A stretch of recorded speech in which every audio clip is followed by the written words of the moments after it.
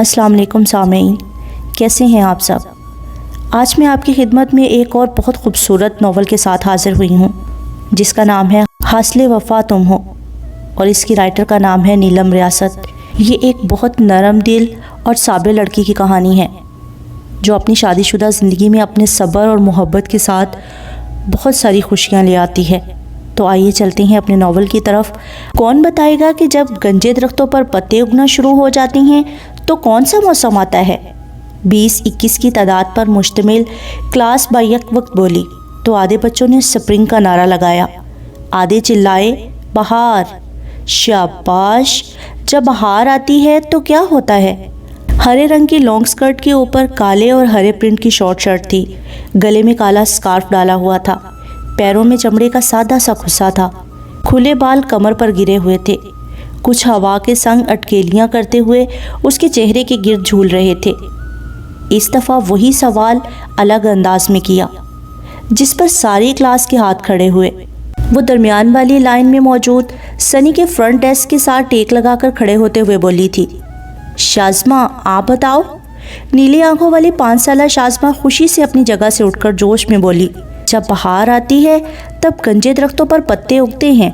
बहुत खूब, और हम अपनी नानी के घर जाते हैं और हमारी बिल्ली ने 5 बच्चे दिए हैं। नीली आंखों वाली शाज़मा अपनी आधी तोतली ज़ुबान में रुके बगैर बोलती जा रही थी। पहले तो सारी क्लास में कहकहे गूंजे, फिर तजस्सुस ने सर उठाया। कोई बोला 5 बच्चे। शाज़मा ने फ़ख्र से अपना 2 पोनियों वाला सर इस बात में हिलाया। एक बोली उनके दांत हैं। एक बोला पागल, बिल्ली के दांत होते हैं जिनसे वो चूहे खाती है। सवाल करने वाली बोली बिल्ली के बच्चों के दांत नहीं होते हैं। शाज़मा बोली उनकी आंखें अभी बंद हैं और नाक बहुत पिंक है, इसलिए मैंने एक का नाम पिंकी रखा है। लड़का एहतजाज करते हुए बोला, भला लड़के का नाम पिंकी कौन रखता है। मेरी बिल्ली है, मैं उसका जो मर्जी नाम रखूं। तुम क्यों बोल रहे हो, अपनी बिल्ली का नाम बदलो। मिस, ये मुजम्मल मेरी बिल्ली को बुरा कह रहा है। लड़ाई शुरू होती देखकर उस्तानी अपने हाथ सुलह के अंदाज में बुलंद करते हुए बोली, बस बस, लड़ाई बिल्कुल नहीं करनी है। चलो सब लोग तैयार हो जाओ। किसको याद है कि आज हम क्या बना रही हैं। सब यक आवाज़ बोले, आज हम बहार का बाग बना रही हैं। बिल्कुल, जो पेंट करना चाहता है वो जल्दी से उस कोने में पड़ी अपनी पेंट करने वाली शर्ट पहन ले और जो कार्डबोर्ड पर गार्डन बना रही हैं वो दूसरे कोने में चले जाए। उसने पहले ही से दोनों कोनों में नीचे चटाई बिछाकर एक पर पेंट और ब्रश रखे हुए थे और दूसरी तरफ कार्डबोर्ड के साथ ग्लू और मुख्तलिफ रंगों के टिश्यू पेपर वगैरह मौजूद थे। जैसे ही बच्चे अपने लिए जगह चुनकर बैठ गए, पेंट वालों ने यूनिफॉर्म के ऊपर वो शर्ट पहन ली जो उनके घर से बड़े साइज़ की पुरानी शर्ट मंगवाई गई थी। वो हाथ में ड्राइंग की बड़ी बड़ी शीट्स लेकर आगे बढ़ी। अब मैं सबको एक एक शीट दूंगी। सबसे पहले आपने उसके ऊपर अपना नाम लिखना है, फिर काम शुरू करना है। बारी बारी सारे बच्चों के दरमियान पेपर तकसीम करने के बाद वो उनके पास वहीं चटाई पर बैठने जा रही थी जब क्लासरूम के दरवाजे पर दस्तक हुई। उसने पलट कर देखा, कैंटीन वाली आपा अंदर आते हुए मायनी खेज अंदाज में बत्तीसी निकाल रही थी। मिस जी, आपके लिए फूल आए हैं। शाहिदा आपा, मैंने कितनी दफ़ा आपसे कहा है कि आप मेरे लिए आने वाले फूल वगैरह गेट से ही लौटा दिया करें। क्यों जी, फूल अल्लाह की इतनी खूबसूरत तख्लीक हैं, मैं तो ऐसी बेकदरी नहीं कर सकती हूँ। मिस ने शाहिदा के हाथ से छीनने के अंदाज में फूल और कार्ड लिया। आज पूछ ही लिया, आपको इस काम के कितने पैसे मिलते हैं। झूठ मत बोलिएगा। अच्छा, मैं झूठ बोलकर गुनाह क्यों कमाऊँ।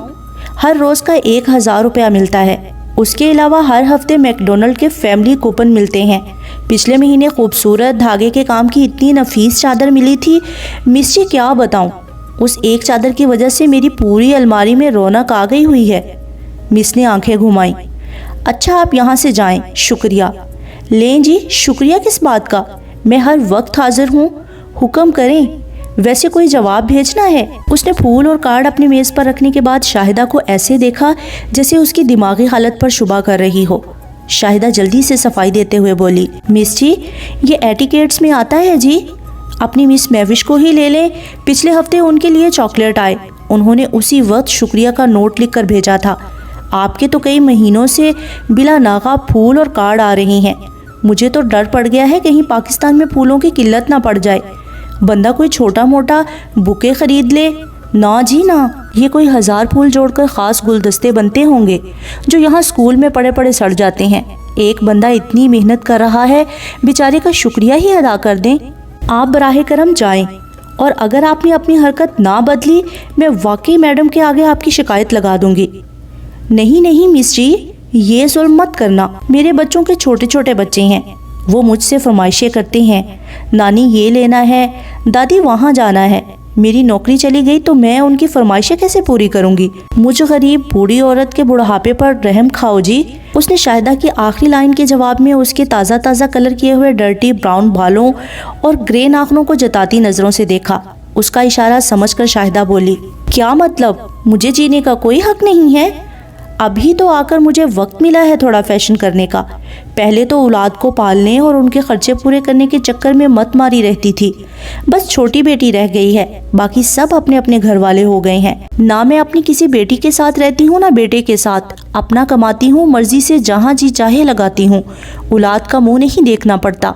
میں آپ کی ہمت اور جواں مردی کو سلام پیش کرتی ہوں، مگر اپنی ذاتی زندگی میں مداخلت کی اجازت ہرگز نہیں دے سکتی۔ اچھا اتنا تو بتا دو، اس بیچارے نے ایسا کیا کر دیا ہوا ہے؟ کیا تم سے شادی کرنا چاہتا ہے؟ کارڈ میں کیا لکھ کر بھیجتا ہے؟ اللہ حافظ شاہدہ باجی، میں مصروف ہوں۔ بڑی ہی بے مروت ہو۔ شاہدہ کے جانے کے بعد وہ کلاس روم کی واحد الماری کی جانب بڑھی۔ الماری کے اندر لگی چابی گھما کر پٹ کھولا تو سامنے ایک بڑی تہ میں سفید اور پنک لفافوں میں لپٹے کارڈ پڑے تھے۔ کچھ سوچ کر اس نے ہاتھ میں پکڑا ہوا کارڈ کھولا۔ لمبی خوبصورت لکھائی میں درج تھا، I want to have babies with you۔ Card پڑھنے کے بعد چند پل تک سانس لینا بھول گئی۔ اپنا سر الماری کے پٹ کے ساتھ ٹیک لگا کر آنکھیں بند کر کے کھولی تو ان میں ہلکی سی نمی تھی۔ آج پہلی دفعہ اس نے کارڈ کھولا تھا، ورنہ جیسے ملتا ویسے ہی بند حالت میں الماری میں رکھ دیتی تھی۔ اس نے مصروف بچوں پر ایک نظر ڈالی اور پرانے پڑے کارڈز میں سے ایک اٹھا کر کھولا، جس میں لکھا ہوا تھا My home is where you are۔ اس نے سنجیدہ چہرے سمیت اگلے کارڈ کا لفافہ پھاڑ کر کھولا۔ You are my only family۔ وہ اتنے مہینوں سے اپنے دل کے گرد سرد دیوار کھڑی کیے ہوئے تھی، جس میں سے اس شخص کے خیال کو بھی گزر کر دل تک جانے کی اجازت نہیں تھی۔ ظالم لوگ اتنے خالص احساسات کے حقدار نہیں ہوتے۔ اس کے پیروں کے پاس سفید اور پنک لفافوں کا ڈھیر نمودار ہو رہا تھا۔ اگلے کارڈ پر کہہ رہا تھا I am falling for you and the depth is growing deeper and deeper with each passing day۔ اس کے لبوں پر استہزائیہ مسکراہٹ دوڑ گئی۔ تمہیں اب محبت ہوئی ہے جب کچھ بچا ہی نہیں۔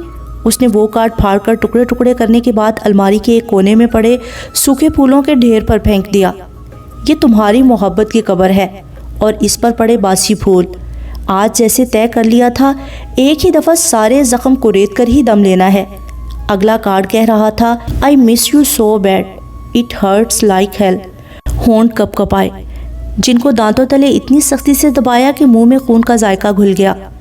گال پر گرانے والے آنسو کو ہاتھ کی پشت کے ساتھ جھٹک دیا۔ تمہارے چند ڈائیلاگز مار دینے سے میری تکلیف کم تو نہیں ہو جائے گی؟ اچھا ہے کہ تمہیں تکلیف ہوتی ہے، میں تم پر ترس نہیں کھاؤں گی۔ یہ نہیں تھا کہ پچھلے 6 ماہ سے ملنے والے کارڈز کے بارے میں اس کو خیال نہ آیا ہو کہ آخر ان کے اندر کیا لکھا گیا ہوگا، مگر پھر بھی جو سامنے آ رہا تھا اس کی امید نہ تھی۔ ہاتھ میکانیکی انداز میں چل رہے تھے، جیسے ایک ہی دفعہ میں سارے کارڈ پڑھ لینا چاہتی ہو۔ I know I don't deserve your forgiveness but I am still asking for it۔ بیوقوف ترین انسان، You are the only one for me، always have been and always will be۔ تم نے کبھی مجھے خاص ہونے کا احساس نہ دلوایا۔ میں صرف تمہاری زندگی میں ایک کارآمد پرزہ تھی، جیسے تمہاری کار، فون یا کمپیوٹر، جو ضرورت کے تحت اہم تو ہوتے ہیں، مگر جن کے نہ ہونے سے زندگی نہیں رکتی، بلکہ آسانی سے ان کا متبادل مل جاتا ہے۔ کم ہوم، تم نے ہی تو کہا تھا اپنے گھر چلی جاؤ، اب آواز کیوں دے رہے ہو؟ میں اپنے گھر ہوں۔ Without you I feel so empty۔ تم نے مجھے کھوکھلا کر دیا ہے تو خود کیسے خوش رہ سکتے ہو؟ I don't want to live without you۔ یہ راستہ تم نے خود چنا تھا، مجھے تو بس حکم دیا گیا تھا۔ All my life I worked so hard to win their love۔ their acceptance, and I pushed away the only person who really loved me. I hate myself. بہت دیر کی مہرباں آتے آتے. I feel so miserable. Sometimes I don't even want to get out of my bed. Well, I don't sleep much. I have big dark circles around my eyes, but you won't be able to see them because of my color. دوسرا آنسو کالی سیاہی کے اوپر گرا تھا. Begging for a second chance. اس نے کانپتے ہاتھوں سے سارے کارڈ واپس الماری کے اندر پھینکے. پیروں کے پاس جمع ہونے والے لفافے بھی اٹھا کر الماری میں موجود سوکھے پھولوں کے ڈھیر پر پھینک کر الماری بند کر دی. چابی گھما کر تالا لگایا اور چابی تالے سے نکالنے کے بعد اپنے ڈیسک کے دراز میں فائل کے نیچے چھپا دی تاکہ نہ چابی سامنے نظر آئے نہ ہی تجسس کے ہاتھوں پھر سے کاٹ پڑے کہ باقی کے کارڈز میں کیا درج ہے. فون کی سکرین کھول کر کیمرے سے دیکھ کر ٹیشو کی مدد سے اپنی آنکھیں صاف کی. ہونٹ کے کونے میں خون رسا ہوا تھا جس کو ٹیشو میں جذب کرنے کے بعد اپنی کرسی پر بیٹھ کر پانی کی بوتل اٹھا کر 2-4 گھونٹ پانی پی کر اپنے حواس قابو میں کیے. بچوں کے پاس جا کر بیٹھتے ہوئے پکا ارادہ کر چکی تھی کہ نہ مزید کارڈ پڑھنے ہی ہیں اور نہ ہی قبول کرنے ہیں. دماغ کو کتنی مشکل سے ماضی کی بھول بھلیوں سے نکال کر خود کو نوکری میں مصروف کیا ہوا تھا. یہ شخص اس کی اب تک کی کوششوں پر پانی پھیر گیا تھا. اس کی یاد آتے ہی پھر سے آنسو بھر آئے جنہیں بے دردی سے پہنچ کر آگے بڑھ گئی. رات کے پچھلے پہر آسمان پر چمکنے والے ستارے اپنی ڈیوٹی پوری ہونے پر خوشی سے ماند پڑے جا رہے تھے. جیسے تھکے ہارے ملازم دن بھر کام کرنے کے بعد خوشی خوشی ایک ایک کر کے دفتر چھوڑ جاتے ہوں. عام طور پر بھی بالکونی پر سے رات کا بڑا حسین منظر نظر آتا تھا مگر آج اس کو 4 چاند لگے ہوئے تھے کیونکہ سارا گھر مصنوعی روشنیوں میں نہایا ہوا تھا. دن بھر کی بھاگ دوڑ کے بعد اس وقت خاموش بالکونی پر چلتی صبح ہوا میں بیٹھنا مزہ بھی دیتا جو پریشانی اس کے اعصاب پر سوار نہ تھی. آپا، آپ کی ساس کس قدر دکھاوا کرتی ہیں. نہیں تو کیا نہیں تو جا کر دیکھیں کیسے اپنی دیورانیوں کو دلہن کے سونے کے سیٹ پہ سیٹ دکھا رہی ہیں. اور مجھے اچھی طرح یاد ہے آپ کی شادی پہ انہوں نے سب زیور نقلی ڈالا تھا. کتنی دوغلی عورت ہیں. سارا کی نگاہیں باہر گیٹ پر لگی ہوئی تھی جہاں سے اسے ایک سفید کار نے آنا تھا. اس نے ایک بے چین سی نگاہ کلائی پر بندھی ریڈ گولڈ ڈائل اور پنک سٹریپ والی گھڑی پر ڈالی اور منہ میں بڑبڑائی. صبح کے 3 بج گئے اور آخر یہ کدھر رہ گیا ہے. امارا نے بہن کی بے چینی کو نظر میں رکھتے ہوئے کوئی 10ویں دفعہ کا دیا ہوا مشورہ پھر سے دہرایا تھا. آپا، آج کے دور میں سب سے اہم ایجاد فون ہے جس کی مدد سے آپ اپنے مجازی خدا کو فون کر کے ان کی خیریت معلوم کر سکتی ہیں. مگر نہیں، فون کر چکی ہوں میری ماں مگر اس کا فون نہیں لگ رہا ہے. تو ان کے ڈرائیور کے نمبر پر کر لیں. وہ اس وقت ڈرائیور کے بغیر گیا ہوا ہے. ویسے بھی ٹرین کو اچھا نہیں لگے گا کہ میں ان کے ڈرائیور کو فون کروں. ایسے ان کے اچھا لگنے یا نہ لگنے کی فکر رہتی ہے جیسے ان کو تو آپ کی بڑی پرواہ ہے. اب بھی دیکھ لیجئے گا، انتظار کر کے اپنی جان سولی پہ آپ نے لٹکائی ہوئی ہے. اور ابھی دانیال بھائی گھر آئے نا تو سیدھی اپنی ڈرامہ باز ماں کے قدموں میں سلامی دیں گے. اور جو 9 بجے سے پڑ بول رہی ہیں بھائی کو دیکھتے ہی ان کا BP لو ہو جائے گا اور پھر آپ بیٹھی رہیے گا خالی پیٹ بغیر نیند کے. اتنے سچے تجزیے پر سارا نے اپنی بہن کو تگڑی سی گھوری سے نوازا اور بولی، تمہیں نا اماں کے ساتھ ہی گھر بھیج دینا چاہیے تھا. کتنی تیز زبان ہے. بولتے ہوئے یہ بھی نہیں سوچتی ہو کہ شادی والا گھر ہے. کسی نے سن لیا تو کیا سوچے گا. یہ سب سوچنے کے لیے آپ موجود تو ہیں. اماں ٹھیک ہی کہتی ہیں. اس کی نگاہیں پھر گیٹ پر تھی جب بے خیالی میں پوچھ بیٹھی، کیا کہتی ہیں؟ یہی کہ پتہ نہیں سارا کو کس دن عقل آئے گی. گاڑی کی ہیڈ لائٹس اور غالب ایک ساتھ نمودار ہوئے تھے. بھابی؟ نگاہیں گیٹ پر رکھے اپنے پاس کھڑے دیور کو جواب دیا، میرے دوست گھر جا رہے تھے مگر میں نے انہیں روک لیا ہے کہ اس وقت واپسی کی کیا تک بنتی ہے. نوکر سارے جا چکے ہیں. پلیز آپ ذرا باہر والے گیسٹ روم اور ڈرائنگ روم میں بستر لگوا دیں. اس نے بغیر سوچے سمجھے روٹین کے مطابق اچھا کہہ کر بات ختم کر دی. ذرا جلدی لگا دیں پلیز، اب بڑی نیند آ رہی ہے. ہاں تم چلو میں آ رہی ہوں. وہ بالکونی پر لگی کرسی پر سے اٹھی. وہ غالباً لڑکوں کا کوئی دوست تھا جس نے گیٹ کھولا تھا. سفید مرسڈیز گیٹ سے اندر داخل ہوئی پر چونکہ اس کی مخصوص جگہ آج خالی نہیں تھی اس لیے سارا کے دل کی پرواہ کیے بغیر گاڑی کے ٹائر لان کے خوبصورت گھاس کو بھی اس کے جذبات کی طرح رونتے ہوئے جا کر لان کے درمیان میں رک گئے. گاڑی کا انجن آف ہوا، پھر ہیڈ لائٹس بجھی اور اس کے بعد دروازہ کھلا. سارا نے پلکیں چپکائے بغیر اس کو گاڑی سے نکلتے ہوئے دیکھا. مصنوعی روشنیوں میں اس کی زیتونی رنگت چمک رہی تھی. دراز قامت، بھرا ہوا جسم، ارمانی کے بادامی سوٹ میں اس کا اصل رنگ مزید واضح ہو رہا تھا۔ پہلی نظر میں اس کو دیکھنے والے اس کو فارنر ہی تصور کرتے تھے، مگر جب وہ فر اردو میں بات کرتا تو سامنے والا حیرت سے اس کو دوبارہ دیکھتا۔ وہ جانتی تھی کہ وہ جانتا ہے کہ وہ ہمیشہ کی طرح اس وقت بھی اس کے انتظار میں بالکونی پر موجود ہے، پر ہمیشہ کی طرح آج بھی ڈینیل مراد نے غلطی سے بھی نظر اٹھا کر اوپر کو نہیں دیکھا تھا، بلکہ گیٹ کھولنے والے لڑکے کے ساتھ گفتگو شروع کر دی۔ سارا نے اپنے کندھے سیدھے کر کے سر اونچا کیا اور گہری سانس کھینچتے ہوئے وہاں سے ہٹ گئی۔ امارا نے بہن کے چہرے کی سنجیدگی کو دیکھتے ہوئے مزید کچھ نہیں کہا تھا، جبکہ سارا دروازے کے پاس رکی اور پلٹے بغیر امارا کو مخاطب کیا۔ آئمہ تمہارا انتظار کر رہی ہوگی، جا کر سو جاؤ، صبح ناشتے پر ملتے ہیں۔ امارا سے رہا نہ گیا تو کہہ گئی، آپ پہلے ڈنر تو کر لیں۔ سارا کچھ کہے بغیر آگے بڑھ گئی۔ امارا نے پھر پیچھے سے آواز لگائی، بستر لگانے میں مدد کر دوں؟ جس قسم کے غالب اور ایوب کے دوست تھے، سارا کو تو امارا سے مدد لینے کا سوچ کر ہی جھرجھری آ رہی تھی۔ رک کر مڑی اور سختی سے ٹوک دیا، آئمہ کے پاس جاؤ ابھی۔ امارا نے دونوں ہاتھ اوپر اٹھا کر صلح کا پرچم لہرایا اور آئمہ کے کمرے کی جانب چل پڑی، جبکہ سارا تیزی سے سیڑھیاں پھلانگ کر نیچے آئی۔ ساس کے کمرے سے ابھی بھی باتوں کی آوازیں آ رہی تھی، مگر ایک نظر ادھ کھلے دروازے سے اندر دیکھنے پر اندازہ ہو گیا تھا کہ اب کمرے میں پہلے سا رش نہیں تھا۔ اس کی چچی ساس اور خالہ ساس وغیرہ ساتھ والے کمرے میں سونے کے لیے جا چکی تھیں۔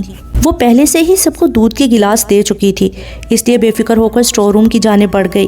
نوکرانی کی مدد سے پہلے ہی اس نے بستر نکلوا کر ایک چارپائی پر رکھوا دیے ہوئے تھے۔ ایک ساتھ 2-3 صاف ستھرے کور میں لپٹی وکی رضائیاں اٹھا کر گیسٹ روم کی جانب بڑھ گئی۔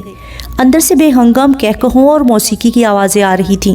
اس نے وہیں کھڑے ہو کر دروازہ کھٹکھٹایا۔ جیسے ہی دروازہ کھلا، دھوئیں اور شراب کی بدبو نے سواگت کیا۔ وہ کمرے کے اندر نہیں گئی، بلکہ سپاٹ چہرے کے ساتھ دروازہ کھولنے والے کی شکل دیکھے بغیر رضائیاں دروازے کے بیچ میں ہی رکھ کر واپس پلٹتے ہوئے بولی، غالب آ کر بتا دو مزید کتنے بستر اور چاہیے ہیں؟ اس کے پیچھے کسی لڑکے نے غالب سے کہا، یار تمہاری بھابھی نا لیمپ سے نکلا ہوا جن معلوم ہوتی ہیں، جب بھی ضرورت ہو فٹ سے منظر پر نظر آ جاتی ہیں۔ دانیال بھائی کے بھی عیش ہیں۔ یہ آخری لائن ہال میں داخل ہوتے ڈینیل کے کانوں میں بھی پڑی تھی۔ اس نے وہیں سے ایک اچٹتی سی نظر بات کرنے والے پر ڈالی، دوسری اس پر ڈالی جس کے بارے میں بات کی جا رہی تھی۔ کالے ویلوٹ کے سوٹ کے اوپر ہم رنگ بڑی سی شال میں لپٹی وہ سٹور روم کی جانب جا رہی تھی۔ اگلے پل وہ ماں کے کمرے کی جانب بڑھ گیا۔ وہ اس کی خوشبو سے اس کو پہچانتی تھی۔ مڑ کر دیکھنے اور تصدیق کرنے کی ضرورت ہی نہیں تھی کہ وہ ہال سے ہوتا ہوا اماں کے کمرے کی جانب جا رہا ہے۔ لڑکوں کے بستر پورے کرنے کے بعد اس نے ایک نظر لڑکیوں کے کمرے میں ڈالی۔ وہاں بھی ہلکی آواز میں میوزک بج رہا تھا۔ نیچے کارپٹ پر بڑے میٹریسز پر بیٹھی آئمہ کی دوستیں اور کزنز تھیں۔ کچھ مہندی لگا رہی تھی، کچھ فون پر مصروف تھیں، اور ان سب کے درمیان میزبان صاحبہ خراٹے بھر رہی تھیں۔ آئمہ کو گٹلی بنی پڑی دیکھ کر سارا کے سختی سے بھنجے لب پھیل گئے۔ کمرے کے اندر آ گئی، کمبل کھول کر اچھی طرح آئمہ پر ڈالنے کے بعد اس کے سر پر بوسہ لینے کے بعد دروازے کی جانب جاتے ہوئے پوچھنے لگی، پیاری لڑکیوں کچھ چاہیے تو نہیں؟ بھابھی سب کچھ ہے، بس آپ کی کمی ہے۔ اپنی چچا زاد نند کی فرمائش پر مسکراتے ہوئے ان کا دروازہ بند کر کے نیچے آ گئی۔ نچلی سیڑھیوں پر تھی جب ساس کی آواز کانوں سے ٹکرائی۔ وہ اسی کو بلا رہی تھی۔ سیدھی اسی طرف گئی۔ اس نے کمرے میں قدم رکھے ہی تھے کہ اس وقت ناتیہ بیگم شروع ہو گئیں، بہو ذرا آئمہ سے بولو یہ برتن تو یہاں سے اٹھا لے۔ کیا ہی پھوہڑ حرکت ہے، مہمانوں کو دودھ دینے کے بعد یوں غائب ہوئی کہ کہیں تمہیں دیکھ کر کوئی کام ہی نہ کہہ دوں۔ میں بستر کر رہی تھی۔ اس نے سارے گلاس اکٹھے کر کر ٹرے میں رکھے اور کمرے میں سے نکلنے سے پہلے ایک نظر اس پر ڈالی جو سر جھکا کر ماں کے پیر دبا رہا تھا۔ گہرے سیاہ بال، چوڑے کندھے، بڑے بڑے ہاتھوں کی لمبی لمبی مضبوط انگلیاں، صاف ستھرے ناخن۔ کچن میں گلاس کاؤنٹر پر رکھنے کی بجائے اس نے وہیں سنک کے پاس کھڑے ہو کر گلاس دھونے شروع کر دیے، حالانکہ اس کی ضرورت نہیں تھی کیونکہ صبح 6 بجتے ہی کام والی آ جاتی تھی جس کے ذمے گھر کے برتن اور کپڑے دھونا تھا۔ باقی صفائی والی 10 بجے کے قریب آتی تھی۔ اپنی سوچوں سے فرار حاصل کرنے کے لیے سختی سے لب بھینچے وہ ایک کے بعد ایک گلاس دھوتی چلی گئی۔ اندازہ بھی نہ ہوا کہ وہ کب آ کر دروازے میں رکا تھا۔ اس کی آواز پر چونکی، ہاتھ سے گلاس نیچے گر گیا۔ اس عمل میں 2 گلاس آپس میں ٹکرائے اور ایک کا کانچ ٹوٹ کر بکھر گیا۔ وہ پیشانی پر بل یہ کہہ رہا تھا، آج ممی کو دوا وقت پر کیوں نہیں دی؟ جانتی ہو نا، ذرا سی اونچ نیچ ہو جائے تو ان کی طبیعت نہیں سنبھلتی۔ جی، کیا جی؟ وہ اپنے جذبات چھپانے میں اس قدر ماہر ہو چکی تھی کہ سامنے کھڑے شخص کو آج تک سارا کے اندر ہونے والی جنگ کا اندازہ ہی نہیں ہو سکا تھا۔ وہ سمجھتا تھا وہ بھی اس کی طرح بڑے ٹھنڈے مزاج کی ہے۔ غصہ وغیرہ کرنا سارا کی فطرت میں تھا ہی نہیں، جبکہ وہ اپنے اندر اٹھتے جوار بھاٹے کے منہ پر تالا لگا کر بڑے تحمل سے بولی، جی آئندہ خیال رکھوں گی۔ میں یہ لائن سن سن کر تھک چکا ہوں سارا، اور میں تمہارا ممی نامہ سن سن کر تھک چکی ہوں۔ تم جانتی ہو ممی کے حوالے سے میں کتنا جذباتی ہوں، مجھے ہر وقت ان کی فکر رہتی ہے۔ یہ بات مجھ سے بہتر کون جان سکتا ہے؟ ابھی جب تمہاری ماں آئمہ کو بلانے کا کہہ رہی تھی، کیا تھا جو تم کہہ دیتے کہ ممی آئمہ کب سے کام کرنے لگی ہے، جو آپ مجھے جتانے کے لیے اس کو بلا رہی ہیں؟ تم اتنی بڑی بڑی آنکھیں رکھتے ہوئے بھی اندھے کیوں ہو؟ مجھے سمجھ نہیں آتی کہ ممی کل وقتی ملازمہ کے خلاف کیوں ہیں، کیونکہ ایسا کرنے سے ان کو میری جان جلانے کا کم ہی موقع ملے گا۔ کمرے میں چلیں یا ابھی کام ہے؟ وہ سر ہلا کر ٹیبل کلاتھ کے ساتھ ہاتھ صاف کرتی ہوئی میز کی جانب آئی، جہاں کانچ کے جگ میں دودھ پڑا ہوا تھا۔ برنر آن کر کے دودھ کو پین میں ڈال کر گرم کرنے کو رکھا۔ اس دوران وہ باورچی خانے سے جا چکا تھا۔ وہ ساس کے کمرے میں آئی، جہاں وہ ماں کے سرہانے کے پاس بیٹھ کر سرگوشیوں میں کچھ بتا رہا تھا۔ سارا نے ساس کے پیروں کی جانب پڑا اپنے شوہر کا کوٹ اور ٹائی اٹھائی، نیچے فرش پر رکھا سیاہ چمڑے کا بیگ پکڑا اور کمرے سے نکل آئی۔ ساس بیٹے کو کہہ رہی تھی، اپنے بھائیوں کو تو تم جانتے ہی ہو، ابھی بچے ہیں، بڑے ہو کر سمجھدار ہو جائیں گے، ابھی تو سب کچھ تمہیں ہی سنبھالنا ہے۔ سارا نے سوچا، ہاں شادی کے قابل ہو گئے ہیں، پر کام کے لیے بڑے نہیں ہوئے۔ ویسے بھی سارا بوجھ اٹھانے کے لیے ایک گدھا جو ہے وہی کافی ہے، جو اپنی نیند آرام سب سے لاپرواہ ہے۔ پہلے اوپر جا کر اس کی چیزیں کمرے میں رکھ کر آئی، پھر آ کر دودھ کو واپس جگ میں ڈالا، جگ اور ایک گلاس کو ٹرے میں رکھا، پھر فریج میں رکھا پلیٹر اٹھا کر مائکرو ویو میں رکھا۔ 3 منٹ بعد پلیٹر نکال کر اسی ٹرے میں رکھا۔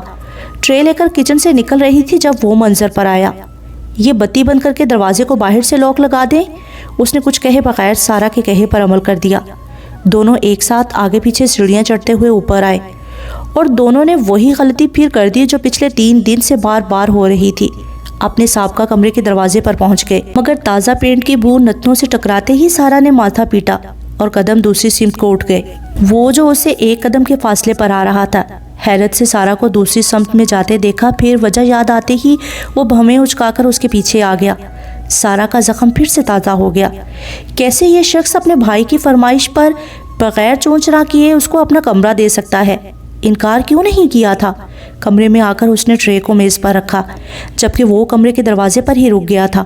پینٹ کی جیبوں میں ہاتھ ڈال کر اپنے نئے کمرے کا جائزہ لے رہا تھا۔ سارا جانتی تھی کہ وہ خود بھی اس کمرے میں خوش نہیں ہے، کیونکہ ہر صبح تیار ہوتے ہوئے وہ ٹی وی پر خبریں سننے کے دوران دیوار گیر کھڑکی سے باہر کا منظر دیکھا کرتا تھا۔ یہ اس کا سب سے پسندیدہ ترین مشغلہ تھا۔ رات کو اکثر وہ کھڑکی میں کھڑا ہو کر باہر کے منظر میں گم ہو کر 2 سے 3 سگریٹ پیتا تھا۔ یہ کمرہ اس کو قید خانہ لگتا تھا۔ ڈینیل مراد جیسی آزاد روح کمرے میں آسمان نہ نظر آنے کی وجہ سے اداس تھی۔ یہ کمرہ ایک تو چھوٹا تھا اور کھڑکی تو دور ایک روشن دان تک نہ تھا۔ پرانے کمرے میں واک ان کلوزٹ تھا، یہاں ایک لکڑی کی الماری، ڈینیل کے آدھے سے زیادہ کپڑے جوتے سارا نے اوپر والے اسٹور روم میں رکھ کر فی الحال تالا لگایا ہوا تھا۔ شادی کی مصروفیت ختم ہونے کے بعد ہی ان سے نمٹا جا سکتا تھا۔ الماری سے اپنا اور شوہر کا نائٹ سوٹ نکالا، ڈینیل کا سوٹ بیڈ پر ڈال کر خود واش روم میں چلی گئی۔ صرف 3 منٹ بعد باہر آ گئی۔ وہ بیڈ پر آڑا لیٹا ملا۔ کپڑے بدل لیں؟ یہ کمرہ مجھے پسند نہیں ہے۔ چھت پر سو جائیں؟ وہ پوچھ رہا تھا۔ وہ بولی، ٹھنڈ زیادہ ہے، ادھر ہی گزارا کریں۔ میں نے ایک کمپنی سے بات کر لی ہے، میں سوچ رہا ہوں کہ اوپر اپنے لیے 2 کمرے بنوا لیتے ہیں۔ ماریا کے ساتھ کمرہ تبدیل کر لیں یا آئمہ کے ساتھ، دونوں کمروں میں کھڑکیاں ہیں۔ ماریا کو اپنا کمرہ بہت پسند ہے، میں اس سے ایسی کوئی فرمائش نہیں کرنا چاہتا ہوں، اور آئمہ سے تو بالکل بھی نہیں۔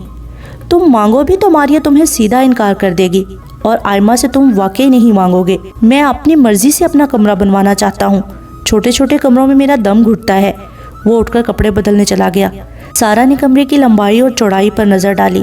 سٹینڈرڈ سائز کا کمرہ تھا، مگر ڈینیل مراد کے لیے چھوٹا تھا۔ اپنا پلیٹر اٹھا کر بیڈ پر بیٹھ کر کھانا کھانے لگی۔ وہ کپڑے بدل کر آیا، میز کے پاس رک کر گلاس میں اپنے لیے دودھ نکال کر وہیں کھڑے کھڑے پی گیا۔ ایک کے بعد ایک دوسرا گلاس بھرا اور آدھا بیچ میں چھوڑ کر ریموٹ ہاتھ میں لے کر ٹی وی آن کرتے ہوئے اس سے بولا، تم اپنی کھانے کی روٹین کب بدلو گی؟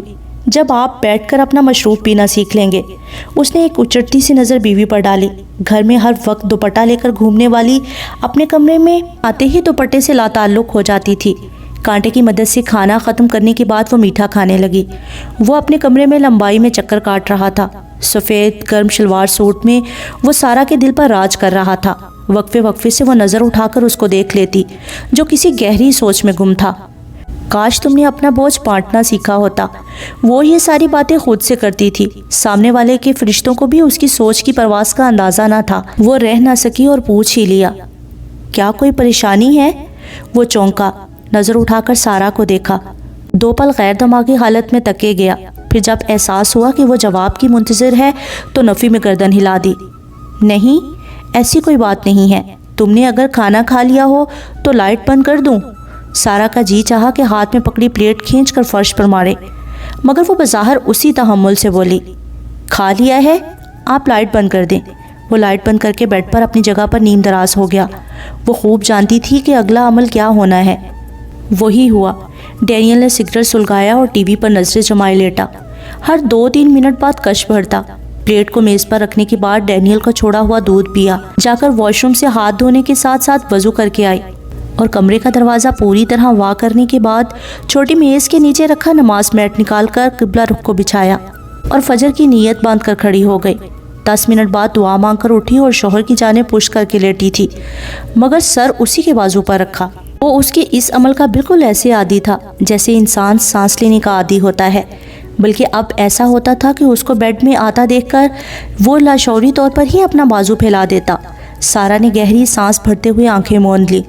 آج کا سارا دن جتنا مصروف گزرا تھا، ابھی اگلے کچھ دن یہی سب چلنا تھا۔ 4 بج رہے تھے مگر نیچے سے ابھی بھی لڑکوں کی باتیں کرنے کی آوازیں آ رہی تھی۔ وہ شاید غنودگی میں چلی گئی تھی جب کمرے میں سرگوشی ابھری۔ ایوب نے گاڑی ماری ہے۔ گاڑی کا تو جو نقصان ہوا سو ہوا، مگر فٹ پاتھ پر چلتے ہوئے آدمی کی ٹانگ ٹوٹ گئی ہے۔ وہ پوری طرح اس کی جانب گھومی۔ آپ اس لیے میرج ہال سے غائب ہوئے تھے؟ ہاں، پولیس کیس بن جاتا۔ زخمی آدمی کا آپریشن ہونا ہے۔ میں نے سارے اخراجات دے دیے ہیں۔ اس کے علاوہ پولیس کیس فائل نہ کرنے سے روکنے کے لیے کافی بڑی رقم بھی دینی پڑی ہے۔ اس کے بات کرنے کا انداز اس قدر نرم اور دھیما تھا، پریشانی کی بات کرتے ہوئے بھی ایسے لگتا تھا جیسے رومانوی کہانی سنا رہا ہو۔ وہ کتنی دیر چپ لیٹ کر باہر سے چھن کر آتی روشنی میں اس کے سراپے کو کھوجتی رہی، پھر اسی کے انداز میں پوچھا، مگر ایوب تو سارا وقت ہال میں تھا، اس کے بعد گھر پر رہا، وہ آپ کے ساتھ کیوں نہیں گیا؟ میں نے خود ہی اس کو وہاں سے بھیج دیا تھا، کیونکہ اگر وہ اس کو موقع پر پکڑ لیتی تو مشکل ہو جاتی۔ اگر آپ کو پکڑ لیا جاتا تو؟ میں مجرم تھوڑی ہوں۔ ہاں یہ بھی ہے، آپ تو ان کے نجات دہندہ ہیں۔ کمرے میں خاموشی چھا گئی۔ سارا نے ہاتھ بڑھا کر اندھیرے میں سلگتی سرخ چنگاری کو چھونا چاہا، منہ سے سی نکل گئی۔